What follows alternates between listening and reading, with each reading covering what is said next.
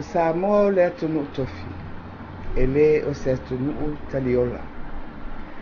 Le atunu pele, o le fe'au o le nei ala ngā upu, o ta oto whaatasi, ma le manu lauti a le vaenga whaupu whai. O le whaatuatua i le atua Samoa o tasi. O loo whapea mai, o loo ainga, o tangata nuu, o lauanga nuu, ma le whaakerisiano, o le tātou Mataafa ioi whai whaatasi. Ua mautu le tātofi na foa I mai e le atua I lana fuafuanga. Ma o loo i outou a ao mo tātou lima, le puipuia ma le ngalue ina ia tupu ai le ola tau lau lau, mo nei mātai au, mo tātou uma. Ua toe o seanga, ono tātou ausia lea o le onus furu tausanga, talu ona whaavae le tātou mālo tuto tasi. Na o si whea ngai ngai o tātou mātua. O se mālo e whaavae lunga o le pule whaalitu la fono. E wha mauti noa ai, le ola file mu male manuia. Ai panga lea, ua o ia le whaavae lea. Ma ua le toe saunga le mu tangata Samoa I le puipuinga le tu la fono. Ai maise le ausia o whaamanuianga, e ao o nā ngā atutusa iai tātou uma. O le tātou walauina I le nei o tātou taimi. O le tātou tūlai whaatasi. E toe tapue ma toe whaamautu. Whaavae o malepe o na o whainga whaasili au pule. E turi loa ai whaamanianga mo e o loo sao whawhai I le pulenga le malo. Ma e tau iai. Ua sola le whaatuatuanga ni tu watu, I le vaenga whaupu whai, e pui pui a ia tatau o tangata. Ua tātou sau ni atu nei, mo le whainga whiliwhilinga le atunuu I le soiva o Aperila, mo sui o le pale mene ma le whaatulanga ina o sa whainga malo, mo le isi 5 tausanga. O le nei folasanga, ma le whaasalalonga, o loo oto, ma mamoli atu ai ta iala, ma whaamua o le tāpenanga le whaatuatua I le atua Samoa o tasi. I lana whaatai muanga, pe atu la I mai, e whaafoe le malo, pe atu sai malau whiliwhilinga Samoa. E lima ni whaavai au tū ua whaatatia, mua o le manuia lau tele o tangata, lona lua o le ati nae, ngā whatauri maina, tolu, pulenga whaatuatuaina, wha, le si o manga, ma le swinga o le tau, ma le lona lima, o ngā ruenga whaatino, ma ngā ruenga titele. Mo le manuia lau tele, ua whaamawina, le solo I tua, I le 20% tūlanga taua o onga, I le whaitau tusi le ngangana Samoa, ma le whaaperitania, whaapea ma le whainumera. O le pulenga ma le whaatinonga o le au nanga, wha le soifua maloloina, e le ausia le tūlanga e tatau o na iai, ma o loo atania mai, I le aafia o le 30% o le whaitau a whai o tangata Samoa, I whaamai le pipisi. O le 30% o tātou tangata Samoa, ua fuaina e puputa na ua. Ma, na whea ngai tātou, ma le wha mai tele, o le misela lea na marili wai, le o vātu I le selau whanau, ma nai tangata mātutua. Ua whaalia I whaamau maunga le malo, ua o I le 2.10% tangata Samoa, o loo soifua I se tūlanga eila loifo, o le fua e te tau ona ausia, mo le soifua manuia, ona o le tūlanga mativa.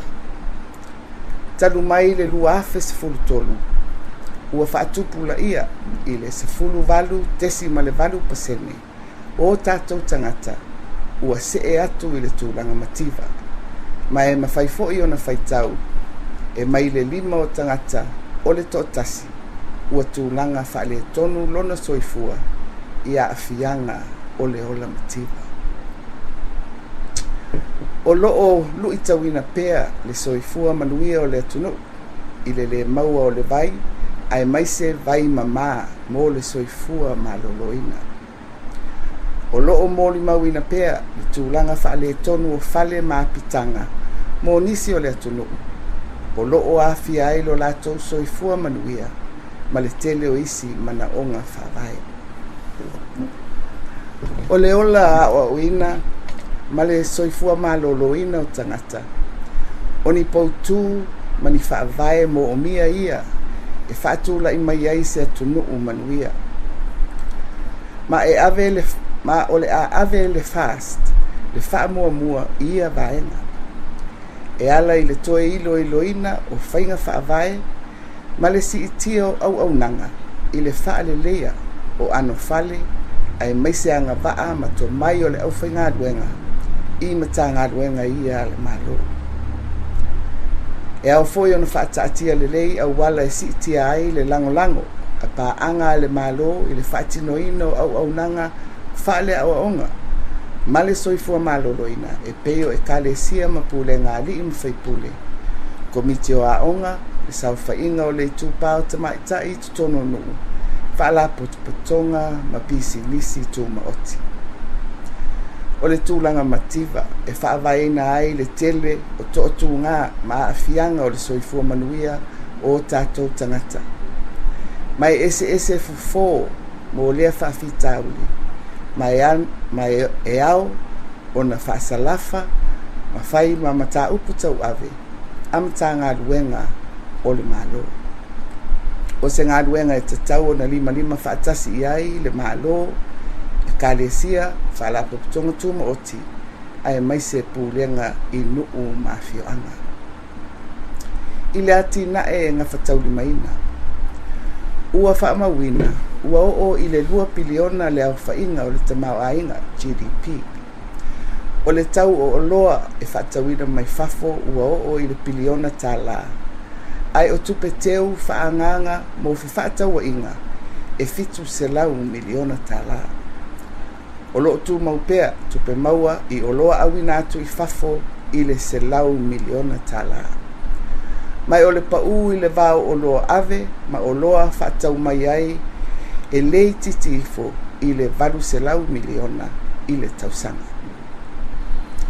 O le aita lafu a le malo ua o i le tesi ma le 2 piliona tā la.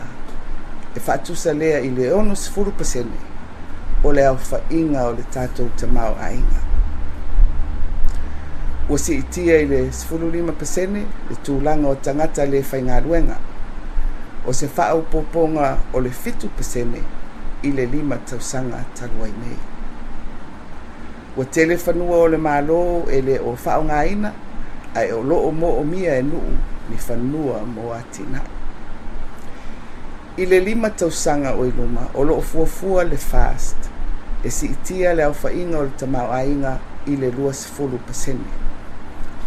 Si itia le numero tangata whainga luenga i le 20 afe, e ala lea i le whaau popo o i tu ainga pisilisi, ma ala oa, e whaatupula ia ai o loa e whaatawina atu i fafo.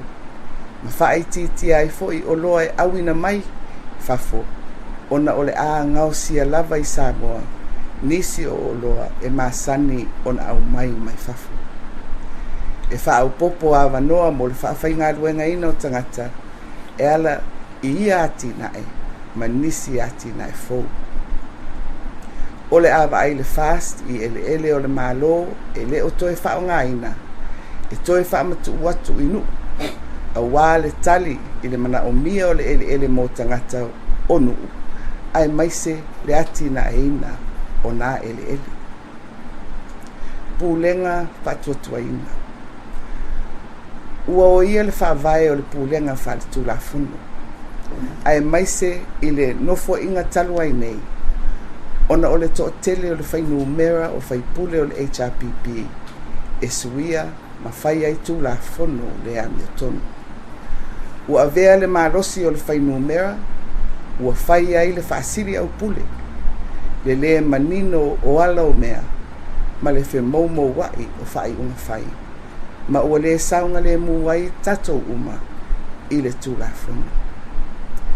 O nei tūlafono ma swinga e au fia ai suinga i le whaatinoina o whaamasinonga. Tu la fono whainga palota, ma tu la fono ua whai ai la fonga a whaife au tausimulu.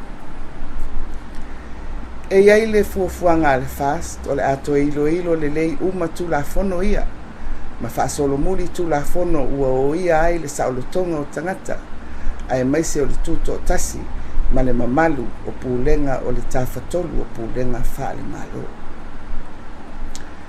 Mo le si o manga, ua ma le suinga o le tau, ua tele le afianga o Samoa, i lona si o manga, ona o suinga o le tau. E ui le tele o afianga e afua mai i fafo atu o Samoa. Ai peitai, e iai fo ia tātou whainga, ua whaale angaina ai lo tātou si o manga, ma lamati ai lo tātou soifua whaawau. E ave le whaamuamua le fast, i le puipuia, ma le whaongaina le lei, o ala oa whaale natura. E whaawau pol kalame, ma whaatino ngā ruenga e tatali ai a afianga o le suinga o le tau. Ma o le ato ilo au nanga, mo le au ina, ma le ngalua ina o no fuanga e lafoa i ai o taota. Ngā ruenga whaatino ma ngā ruenga titele. O se tasi le nei o vaenga i le ati nai, e whaalu ai tupe tele ale malo, ma fisosoani mai ana paanga. Ua mai tawina le whaia o ni ati nai, ai e le o mawhai o na whaau ngā, pe whaau wau sona au ngā. E iei fo i tau mo le tausinga whaau wau, ma o ia mea uma, a le fuafua ina le lei, e mau wai le tupe whaavae, ma tau whalo wai tupe mo tausinga whaau wau, ai le ai se au ngā. O le ato ilo, ma whaatatia e le fast, ni fuafuanga mo ngā luenga le malo. I se tūlanga manino ai maise i awa noa tutusa uma i lātou e tau wofo mo ngā luenga. E au fia ai foi, ma pūlenga anu. Ia o le nā Samoa, o se au te lenga o le tāpenanga le tātou ainga o le whatua tua i le tua Samoa o tasi. I Anava Tauave, mo se whaatai muanga, pe alafo mai lau whatua tuanga, e nate Tauave le tātou whainga malo e ala i lau palota. O le nei tāpenanga, sa tātou whaasoa, ma whetuwha ai ai, ma au mai foi a o tau mau whaupopo, e pou ma ta ui ai, ina ua mātou savalia o ele mau maota. O se tāpenanga le nei ua whaavae i le alofa. E tuli loa ai le taunuunga o se Samoa soifua manuia. O se Samoa e malu ma puipuia i le pūlenga whaletu la fono. Pūlenga le lei ma le ami o tonu. O se Samoa e soifua saoloto ma fia. O se Samoa e fealo loai ma fe oe ai. O se Samoa ua mauti noa lona tofi, ma ua iona lima le fauina o lona rumanai manuia. Ai lafu atu i lauto wha Samoa. Filifili mo se swinga fou, filifili mo se swinga lelei. Filifili mo lou saulotonga moni Samoa. Pālota nei loa mo le whatuatua i le atua Samoa uatasi. O le fatu, o le manu lauti, o le tātou malo tuto tasi, na whaavae e o tātou mātua, e whaavae i le atua Samoa.